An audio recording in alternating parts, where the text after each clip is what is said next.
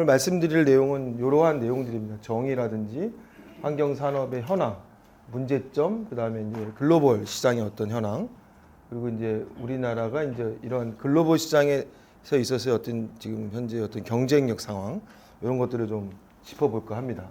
자, 환경산업이란 무엇인가? 한마디로 얘기하면 이제 환경과 관련된 제조업과 서비스업, 건설업까지 포함한 이런 이제 전체적인 것들을 이제 환경산업이라 얘기합니다. 그러면 환경과 관련된 게 뭐냐? 전통적으로는 환경과 관련된 게 그런 것들이죠. 이제 환경의 오염 물질을 어떻게 하면 이제 적게 배출하게 하는, 또는 이런 오염된 그런 환경을 복원하는, 뭐 이런 쪽이 가장 어떻게 보면 환경산업에서 제일 큰 분야였죠. 그래서 뭐 물 분야도 있고 그리고 폐기물 관리 분야라든지 아니면 대기 오염 관리, 뭐 이런 이제 분야들이 우리의 머릿속에 딱 떠오를 때 환경산업, 그러면 이제 그런 분야들이 이제 떠오릅니다. 그래서 이제 OECD도 그렇고 환경부도 그렇고 그거에 대해서 이렇게 이제 정의를 하는데, 분야를 요 정도로 좀 나눠 볼 수가 있습니다. 8개 정도 분야인데요. 자원순환 관리, 즉 폐기물 관리와 관련된 그런 분야들이고요. 물 관리, 뭐 이거는 뭐 그러니까 물 관리라는 거는 물의 양도 중요하고 또한 질도 중요한, 그러니까 두 가지를 다 관리하는 것들이겠죠. 그리고 환경 복원 및 복구, 그러니까 환경이 우리가 경제 발전 과정 속에서 이런 훼손된 환경을 어떤 식으로든지 다시 자연의 모습으로 되돌리는 그런 것들이 이제 환경의 이제 복원과 복구에 관련된 것이고, 그리고 이제 최근에 이제 많이 뜨는 것이 이제 기후 변화 대응과 관련된 분야들이죠. 그래서 기후 변화 관련된 분야는 크게는 이제 온실가스를 줄이는 분야랑 변화된 기후에 빨리 적응하게 하는 그런 산업으로 나눠집니다. 그리고 대기 관리라는 것은 이제 대기 오염 물질과 관련된 이거를 디텍트하고, 그 다음에 그와 관련된 저감 기술, 사후 처리 기술, 이런 것들이 대기 관련되고요. 환경 안전 및 보건은 우리가 이제 잘 아는 것들이 그런 것들이잖아요. 어린 아이들 뭐 장난감에 들어있는 무슨 화학 물질, 뭐 이런 것들에 대해서 뭐 관리하는 거, 아니면 환경과 관련해 가지고 여러 가지 어떤 사건 사고가 일어나는 것들 관련된 안전, 보건, 이쪽과 관련된 분야입니다.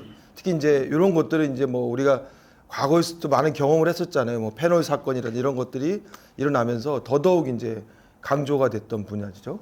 뭐 최근에는 이제 우리 그 가습기 뭐죠? 거기 가습기 깨끗하게 하는 거, 그거 관련된 그런 것들과도 관련이 있고요. 지속 가능 환경 및 자원이라는 건 이제 자원에 관련된 분야입니다. 사실 이 분야는 환경이 다룰 수 있는 분야가 그렇게 많지는 않아요. 왜냐하면 이거는 이제 또 부처 간에 또 그런 것들이 있습니다. 이건 산업부와 산업자원부하고 또 관련 있는 분야에서, 또 환경부가 충분히 다룰 수 있는 분야는 이런 자원들을 지속 가능하게 관리하는, 그리고 이제 데이터와 관련된 환경 지식, 정보, 이런 것도 관련된 그런 분야라고 볼 수가 있죠. 그래서 이제 OECD에서는 이런 것들을 한 3가지 그룹을 해가지고, 첫 번째 오염 관리 그룹이 가장 보면 전통적인 어떤 환경 산업 분야, 그리고 이 2가지가 청정 기술, 즉 어떻게 하면 깨끗한 어떤 그런 생산이나 소비를 할 수 있겠을까, 이런 것들이 이제 청정 기술이고, 자원 관리를 아까 말씀드린 것처럼 지속 가능한 자원 관리 그룹, 이렇게 이제 나눠집니다. 그래서 뭐 조약하지 한번 쭉 정리를 해봤어요. 그러니까 어떤 것들이 있는지. 그래서 자원순환 분야는 어떤 산업들이 있는지. 그 대부분 보면 다 폐기물 재활용과 관련된 것들이죠. 그리고 물 관리 같은 거는 뭐 폐수, 오수, 뭐 이런, 그리고 이제 상수, 이런 것들 관리하는 것들이죠. 그리고 이제 환경 복구라는 건 토양, 지하수, 뭐 이런 것들에 대한 이런 다시 리노베이트 하는 거. 근데 기후변화 대응 같은 거는 기후변화 관련된 여러 가지 제조업, 그다음에 이제 기후변화 관련된 여러 가지 이런 서비스업도 그렇고, 그다음에 적응과 관련된 이런 사업들도 있고요. 대기 관련 분야는 뭐 잘 아시는 분야죠. 실내 대기질, 그다음에 실외 대기질과 관련된 이런 산업들.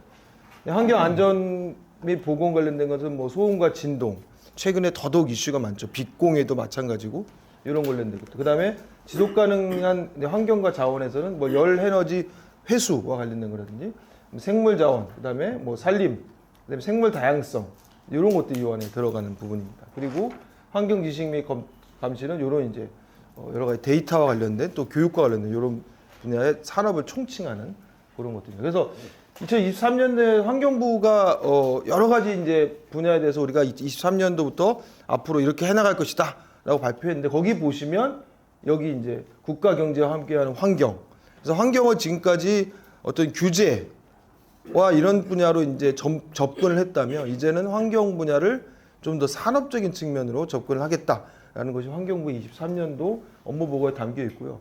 여기 보면 이제 국내 신산업을 이렇게 육성하겠다. 그래서 뭐 바이오 에너지, 그 다음에 재생 에너지, 도시 유전이라 그래가지고 이 플라스틱 폐기물 같은 것들을 다시 이 그 석유 자원으로 전환시키는 그런 것들 또는 뭐 도시광산 들어보셨죠? 그러니까 이 전자기기에 들어있는 여러 가지 이제 희귀 광물들을 이제 추출하는 그런 것들. 그다음에 이제 스마트 인프라라 그래서 이제 물 관리를 이제 실시간으로 하는 어떤 그런 것들. 그리고 이제 해수 담수화 이런 것들이 담겨 있고. 그래서 이런 것들을 육성해서 수출을 이제 국내뿐만 아니라 해외 시장으로 나가겠다라고 이제 그렇게 선언을 했습니다. 그래서 이제 뭐 이런 이제 뭐 그린 수소를 한다던가, 해수 담수화, 매립가스 발전, 상하수도 관련된 것들을 이렇게 많은 이제 개발도상국들은 중동 국가들에 이제 하겠다는 그런 내용들이죠. 그리고 그걸 하기 위해서는 이런 민과 관이 같이 뭔가 협력하는 그런 이제 모습을 해보겠다. 그리고 파이낸스가 굉장히 중요하기 때문에 녹색 채권이라든지 이런 그린 bon드 같은 것들을 좀 만들어 보겠다. 그리고 ODA 중에서도 지금까지는 뭐 우리가 이쪽 환경이나 이런 쪽에 ODA가 크지 않았는데 이번에는 ODA 중에서도 환경 관련된 ODA를 좀 대폭적으로 확대하겠다. 그래서 이제 45억에서 이제 124억 원까지 이렇게 확대하겠다라는 이제 그런 목표들이 담겨 있습니다. 자, 그래서 학문적으로 봤을 때 환경 산업은 사실은 아주 심플합니다. 뭐냐면 환경 산업 또는 환경 시장이라는 것은 보통 우리 시장이라는 것은 우리가 자율적으로 발생하는 거잖아요. 시장은 누가 만들어서 만든 게 아니고 거래하는 거기 시장에 온 사람이 누구나 다 이루우니까 시장이라는 게 만들어지는 건데 이 환경 시장이나 산업은 특이하게도 얘는 영어로는 드라이브드 마켓, 그러니까 유도된 시장이라는 거예요. 그러니까 원래는 존재하지 않았던 시장인데 정부의 규제에 의해서 생겨난 그리고 굉장히 특이한 시장인 거죠.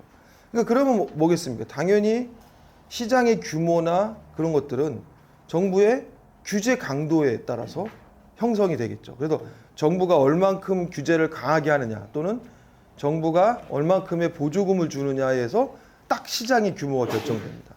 그러니까 어떻게 보면 환경산업은 예측하기도 너무 쉬워요. 그리고 어떻게 보면 그 불확실성이 굉장히 적죠. 왜? 정부의 규제한 정도의 만큼만 시장이 존재하니까. 그래서 그런 굉장히 좀 특이한 시장이다라고 볼 수가 있고요. 또 이제 시민 의식에 좌우되고 또 공공성이 강하고 또 현장 대응형이라는 특징이 있습니다. 무슨 얘기냐면 환경산업은 각 지역마다 국가마다 동일한 게 하나도 없습니다. 그러니까 지역에 맞게끔 다시 커스터마이즈 돼야 되는 그런 산업이라는 것이죠. 그리고 또 환경 사고랑 관련이 많습니다. 환경과 관련된 여러 어떤 이벤트, 안 좋은 이벤트가 발생하면 그때 사람들이 어떤 의식이 변하고 그로 인해 환경 산업이 커가는 약간 그런 거 관련됐고요. 또 경제 발전하고 관련돼 있고 또 굉장히 복합적이라는 거죠. 우리 요새 융합 얘기 많이 하는데 융합 산업이라고 보시면 되겠습니다. 그래서 이제 쭉 이제 아까 말씀드렸던 이런 부분하고 근데 이제 특징적인 거라고 말씀드린 것은 뭐냐면 이 내용을 한마디로 정리하면 그겁니다. 환경 산업이라는 게 사실은 예전에는 굉장히 어떤 사후 관리 쪽 그리고 규제와 관련된 이런 쪽의 어떤 산업에 국한됐다면 지금은 환경 산업의 범위가 계속해서 이제 확장되고 있다는 거예요. 그게 굉장히 좀 환경 산업의 하나의 특징이라고 볼 수가 있습니다. 그래서 예전에는 이게 환경 산업인가? 라고 했던 것들이 이제 환경 산업에 하나씩 포함이 되기 시작하는 거죠. 근데 그러면 무슨 일이 벌어질까요? 당연히 기존에 이건 우리 쪽 거야 라고 했던 사람들의 입장에서 굉장히 기분이 안 좋을 수 있겠죠. 그렇죠? 니네 환경 산업 니네 뭔데 갑자기 와가지고 우리 나와버리에서 갑자기 니네가 이걸 우리 걸로 왜 포함시키냐 이런 굉장히 이제 좀 저항이 존재합니다. 그런 대표적인 것들이 뭘까요? 뭐 재생에너지 쪽이라든지, 뭐 수소라든지, 뭐 이런 그러니까 그리고 건축물 관련된 것, 또 농업 분야도 그렇고요. 그리고 이제 수산 쪽도 그렇고 해양 쪽도 그렇고 물 쪽도 사실 물 쪽도 예전에는 환경 산업에 들어간 거 별로 원하지 않았어요. 왜냐면 그냥 인프라 쪽이기 때문에 물 산업은 우리는 물 산업이야, 우리는 환경 산업이 아니야 이렇게 사실은 얘기했었거든요. 그만큼 환경 산업이 이제 점점 확대되고 있는데 또 그 안에서 또 기존의 어떤 자기 분야들 아닌 분야들을 확 그쪽까지 들어가면서 충돌이 많이 발생하는 그런 특징을 갖고 있습니다. 국내 환경산업의 규모는 크지 않습니다. 하지만 성장하는 것은 분명한 거다라고 볼 수가 있는데 지금 2004년 기준으로 한 21조 원 정도 되던 시장이 2020년 기준으로 약 100조 원 정도까지 성장을 한 그런 시장인 것이죠. 그래서 연평균 증가율이 약 한 10% 정도 이 정도 되는 이제 그런 시장입니다. 그래서 나름대로 큰 시장이죠. 근데 여기 보시면 요 녹색은 줄어들고 있잖아요. 그 얘기는 뭐냐면 전체 쉐어는 최근 들어 물론 많이 2004년에 비해서는 증가는 했지만 최근 들어서는 그 GDP에서의 쉐어는 솔직히 증가하는 추세는 아니라는 거예요. 그 얘기는 뭘까요? 우리가 뭐 주식도 많이 해보고 여러 가지 했지만 이쪽 분야가 현재 그렇게 막 매력적으로 막 폭발적으로 성장하는 그런 분야는 아니라는 겁니다. 사업체 수를 보면 약 한 6만 개 정도의 사업체가 존재합니다. 그리고 종사자는 한 45만 명, 꽤 많죠. 그리고 매출액은 아까 이제 그 정도 되는 100조 정도 되는 지금 시장이는데 사업체 수가 이제 2011년에 비해서 2배 정도 증가하는, 그래서 사업체 수가 굉장히 이제 많죠. 다른 산업에 비해서 사업체 수가 굉장히 많습니다. 근데 그 얘기는 뭘까요? 매출은 별로 안 큰데 사업체 수는 많다. 그리고 이제 요 얘기를 좀 할게요. 그래서 그럼 어느 분야의 사업체가 많냐 보면 자원순환, 아까 이제 폐기물과 재활용 관련된 거였죠. 그와 관련된 게 사실 가장 크고요. 그 다음에 이제 지속가능 환경자원 이와 관련된 분야가 이제 두 번째로 크고, 나머지는 이제 고만고만하고 물관리 쪽이 좀 크고요. 이런 게 특히 이제 기후변화 대응 같은 경우가 이제 성장세가 제일 빠른 이런 그런 분야라고 볼 수가 있겠습니다. 그리고 이제 업체들의 현황을 보면 이제 10억과 이제 100억 사이를 놓고 이제 쭉 봤을 때 이게 퍼센트예요. 근데 보면 이제 10억 미만 업체들의 퍼센트가 어떨까요? 쭉 보세요.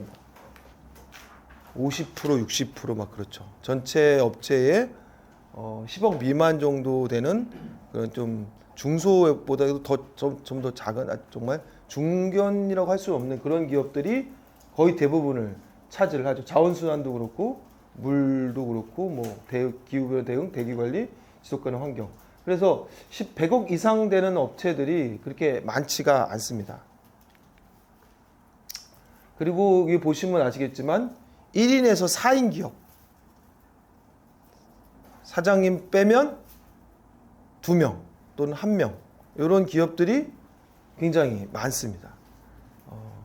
그래서 아직까지 이렇게 큰 어떤 사업 분야는 아니죠. 그래서 300인 이상 되는 기업들은 이제 뭐 1.9% 전체의 2%밖에 불과하지 않습니다. 그래서 대기업들이 존재하지 않습니다. 이 분야는 대기업들이 사실은 서바이벌하기가 쉽지가 않은 그런 분야고, 나중에 그 이유는 말씀드릴게요. 그래서 환경산업의 어떤 현황들을 보면 뭐 유형 고정자산 같은 거는 평균 한 9.4억 원, 자산이 한 9.4억 원 정도 되는 걸로 볼 수가 있고, 그리고 매출액 평균은 한 17억 원, 종사자 수는 이제 한 7.7명 평균으로 따지면, 그러니까 기업 하나당 종사주가 7.7명 정도 되는 그런 이제 수준이라고 볼 수가 있고요. 그래서 환경산업의 특징을 좀 요약을 해보면, 일단 우리나라의 환경산업에 이렇게 쭉 지금 보신 것처럼 특징이 뭘까요? 대기업들이 별로 많지가 않고, 또 분야도 굉장히 어떻게 보면 아직도 전통적인 환경산업 분야에 아직도 좀 많이 몰려 있고요. 뭐 매출이나 이런 것들도 그렇게 크지 않고, 이런 것들의 이유가 뭐냐면 국내 환경 시장이 환경 산업 관련된 시장이 이미 거의 포화 상태에 이르렀습니다. 그러니까 우리나라는 사실은 환경 산업 관련해서 지금 환경 산업이 아니라 환경 관련해서 엄청나게 잘 관리되고 있는 국가예요. 뭐 아시겠지만 저는 사실은 제가 유럽 출장이나 유럽에 이렇게 가보면 깜짝 놀라는 것들이 있어요. 뭐냐면 유럽에 있는 그런 공무원들이나 학자들이 도와달래요, 우리 보고. 우리는 유럽 그러면 뭐 환경 관련해서 뭐 엄청나게 잘 돼 있는 걸로 알고 있잖아요. 거기는 굉장히 노후화되고 그래가지고 그리고 우리보다 더 심각한 분야들이 많습니다. 그만큼 우리나라는 환경 관련해서 사실 굉장히 관리를 잘 해왔고 또 세팅도 인프라도 잘 갖춰져 있는 그런 나라라고 볼 수가 있어요. 물론 문제도 있죠. 하지만 이런 소위 얘기하는 우리가 선진국이라 했던 나라보다도 훨씬 더 잘 돼 있는 그런 상태입니다. 그러다 보니까 더 이상 이제 시장이 국내에서는 커갈 분야가 많지가 않죠. 그러니까 기존 거를 약간 업그레이드하거나 아니면 약간 이제 다시 리노베이션 하는 정도의 시장에 불과해요. 그래서 협소한 국내 시장이 있고요. 근데 그러다 보니까 시장이 작다 보니까 어떻게 할까요? 우리나라가 국산화를 뭔가 제품 핵심 기술을 국산화해서 이거를 뭔가 하기에는 매력적이지가 않은 거예요. 그러니까 교수들도 그렇고 연구자들도 그렇고 뭔가 이걸 관련해서 내가 뭔가 좀 멋진 제품을 국산화해서 뭔가 좀 제품화하겠다 하기에는 시장의 규모가 너무 작은 겁니다. 그러다 보니까 방식은 어떤 방식으로 하냐면 대부분 보면 설계는 해요. 국내에서. 설계는 하는데 나머지 이제 핵심 자재라든지 아니면 이런 것들이나 이런 것들은 다 기술들은 대부분 다 라이센싱을 합니다. 해외에서. 그런 다음에 이제 건축은 하죠. 그러니까 설계랑 건축만 해요, 우리는. 안에 중간은 다 해외에서 라이센싱을 해옵니다. 이런 이제 구조로 지금까지 그렇게 되어 왔고요. 우리나라에 있는 대부분의 환경 어떻게 보면 설비들 뭐 그런 것들 대부분 보면 그런 메커니즘을 갖고 있습니다. 그래서 이제 어떻게 보면 이제 물, 대기, 폐기물 분야 같은 것들이 내수 시장은 포화 상태에 이렇기 때문에 사실은 방법은 없습니다. 우리가 만약에 환경 산업을 정말 제대로 키우고 싶으면 해외 시장으로 눈을 돌릴 수밖에 없는 그런 상황이다 라고 말씀드릴 수 있고, 또 최근에 환경 산업의 특징이라고 할 수 있는 게 뭐냐면 굉장히 어떤 융합적인 것들이 굉장히 많이 생겨나고 있다는 거예요. 정말 특이하게도. 물론 다른 분야도 융합적인 것들이 많이 나오지만 환경 산업 분야가 더더욱 특이하게 융합적인 기술들이 많이 나오고 있어요. 그래서 어떻게 보면 이제 뭐 여러 가지 4차 산업 관련된 그런 것들, 특히나 이제 또 환경 산업에서 제일 큰 분야가 그런 거잖아요. 뭔가 디텍팅하고, 그러니까 뭔가 오염 물질을 배출하는 거를 뭔가 이렇게 잡아내고 그것들 데이터화 시키고 그걸 실시간으로 뭔가 모니터링하고 이런 것들이 사실 굉장히 그 환경 산업에서는 큰 분야거든요. 근데 그런 분야들이 예전에는 사람이 직접 가서 해야 됐기 때문에 좀 문제가 많았죠. 이제는 그걸 실시간으로 하는 그런 기술들이 이제 계속 센싱 기술들이 최근에 굉장히 많이 이제 발달하고 있다는, 그게 이제 하나의 좀 특징이라고 볼 수 있고요. 그래서 이제 지금 그 개도국 시장이 아까도 말씀드린 해외 시장밖에 없다고 말씀드렸는데, 그럼 해외 시장을 나가려면 우리가 뭘 얘기해야 되냐 이런 것들을 좀 많이 좀 고민해야 될 그런 단계인데, 나중에 좀 더 자세히 말씀드리겠지만 지금 개도국 같은 경우에는 그냥 뭐 한두 개 사업들, 뭐 예를 들면 뭐 어느 조그만 어떤 뭐 도시 아니면 어떤 뭐 지자체의 어떤 뭐 예를 들면 뭐 폐기물 관리 요 정도에서 끝나는 걸 원하지 않아요. 개도국들은 조금 더 넓은 의미에서, 그러니까 우리가 그렇게 얘기하잖아요. 프로젝트, 프로그램, 그다음에 이제 팔리시 이렇게 얘기하는데, 프로젝트 단위는 이제 개도국들은 원하지 않습니다. 조금 더 큰 범위, 그러니까 프로그램 단위라고 보통 얘기하죠. 그러니까 좀 지자체 전체적인 어떤 큰 그림을 그려주는 것. 그래서 예를 들면 뭐 스마트 도시라든지 아니면 뭐 생태 도시, 생태 마을, 뭐 그린 빌리지, 뭐 이런 것들 개념으로 좀 접근해 주기를 그런 바라는 게 특징이라고 볼 수가 있고요.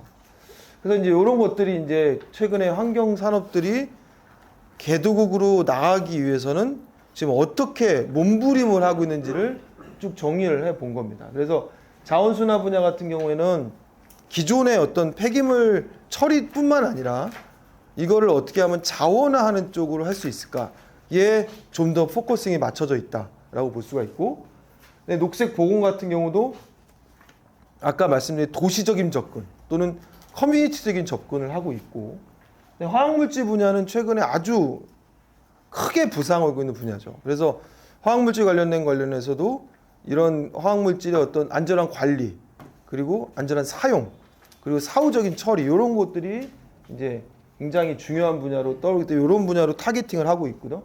근데 물 관리 같은 경우도 기존의 물 관리 시스템이 아니라 이거를 스마트화 시킨 물 관리 시스템, 이런 것들을 하고 있고, 그 다음에 뭐 환경 지식 정보야 워낙 뭐 많이 하는 거니까.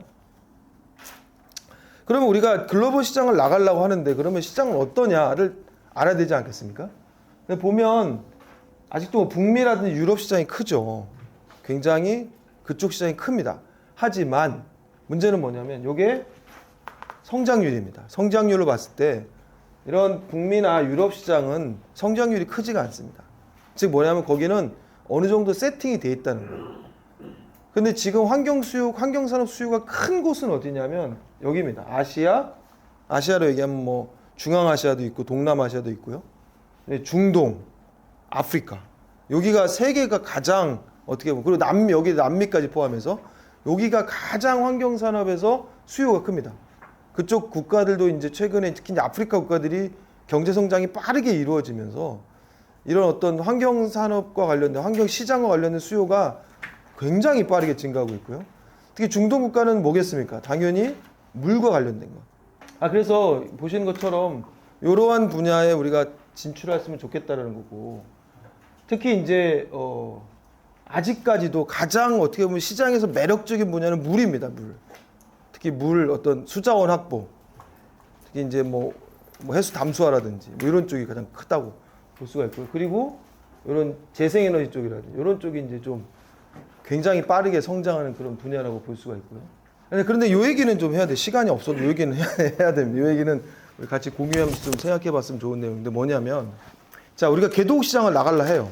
나가려고 하는데 이제 우리가 그러면 현재 문제가 뭐냐? 개도국 시장은 아직도 우리가 생각할 만큼 첨단 환경 산업을 원하지는 않습니다. 어떻게 보면 사후 처리 기술을 좀 많이 요구를 하죠. 그런데 이제 그러다 보니까 이미 환경 관련돼 가지고 빅 플레이어들이 있거든요. 글로벌 빅 플레이어들이 선진국들에. 그러니까 이 친구들하고 또 경쟁을 해야 되는 거죠. 근데 얘네들은 자금 규모라든지 아니면 시장 마켓 쉐어가 굉장히 큽니다. 그래서 우리가 사실은 그들과 경쟁하기가 만만치 않다. 이런 것들을 이제 있고, 또 그쪽이 이미 많은 기술을 다 갖고 있어요.